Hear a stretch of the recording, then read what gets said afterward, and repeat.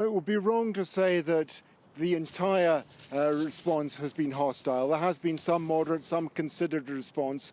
Those who are pointing out in the media, for instance, today that if Israel had given more consideration about how this conflict were to end, what the end game should be, and if ministers on the hard right hadn't made such strong statements about the situation in Gaza, and if there hadn't been attacks by settlers on aid trucks going into Gaza, this might not have happened. But by and large, it has to be said, this has been a very angry reaction from the Israeli public and from the Israeli media and, of course, from politicians. You're ranging from Benjamin Netanyahu, the Prime Minister, calling the case brought by South Africa against Israel false and outrageous, to those on the hard right comparing it to support for Nazis.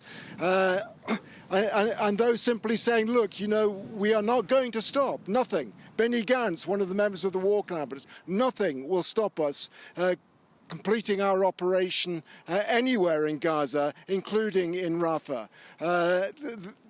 The argument being that they haven't finished their military operation. Israel was attacked first by Hamas. This is an operation not against the people of Gaza. They said not against Palestinians, it's against Hamas.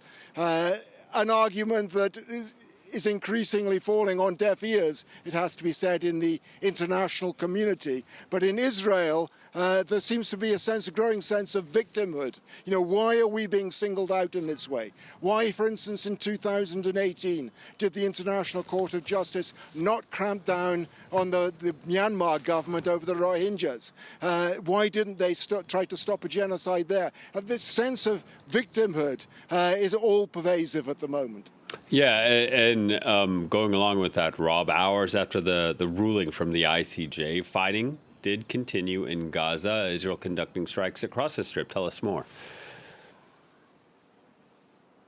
Yes, I mean, within hours, if not less than that, Israel was bombing targets inside central Rafah, hitting roads and housing there. There are reports that Israeli tanks have now advanced towards the center of Rafah, not quite there yet.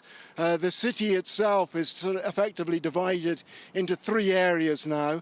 The east of the city, a major combat zone, the central part of the city deserted, because most people have left, and the western part of the city crowded with hundreds of thousands of people who have fled the fighting in the eastern parts of the city.